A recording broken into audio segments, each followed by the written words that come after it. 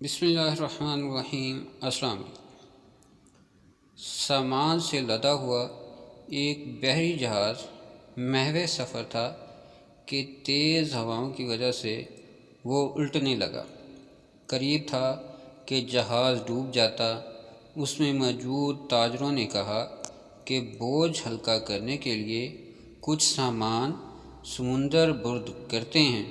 تاجروں نے مشورہ کر کے طے کیا کہ سب سے زیادہ سامان جس کا ہو وہی پھینک دیں گے۔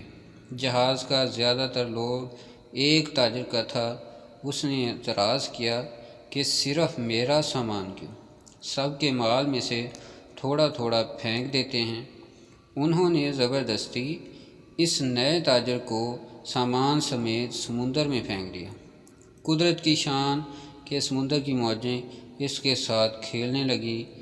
اسے اپنی ہلاکت کا یقین ہو گیا۔ جب ہوش آیا تو کیا دیکھتا ہے کہ لہروں نے اسے ساحل پہ پھینک دیا ہے۔ یہ ایک غیر آباد جزیرہ تھا۔ جان بچنے پر اس نے رب کا شکر ادا کیا اور اپنی سانسیں بحال کی۔ وہاں پڑی لکڑیوں کو جمع کر کے سر چھپانے کے لیے ایک جھونپڑی سی بنائی۔ اگلے روز اسے کچھ خرگوش بھی نظر آئے جس کا شکار کر کے گزر بسر کرتا رہا۔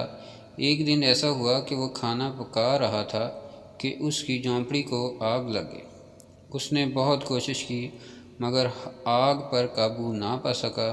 اس نے زور سے پکارنا شروع کیا کہ تو نے مجھے سمندر میں پھینک دیا، میرا سارا سامان غرق ہو گیا، اب یہی جھونپڑی تھی میری کل کائنات، اسے بھی جلا کر راکھ کر دیا، اب میں کیا کروں؟ یہ شکوہ کر کے وہ پیٹ خالص ہو گیا۔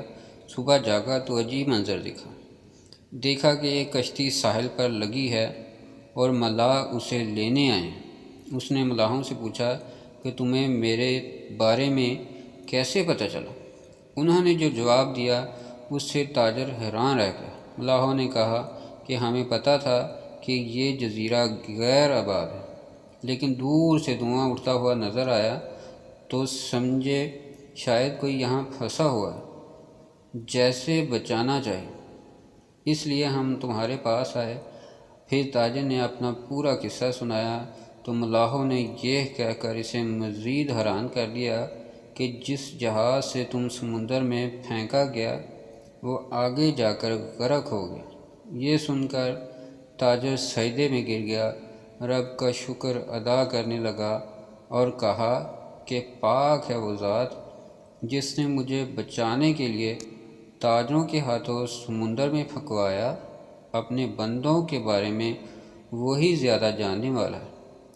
حالات جتنے بھی سخت ہو جائیں اللہ کی رحمت سے مایوس نہ ہوں، ہر حال میں اپنے رب پر بھروسہ رکھیں۔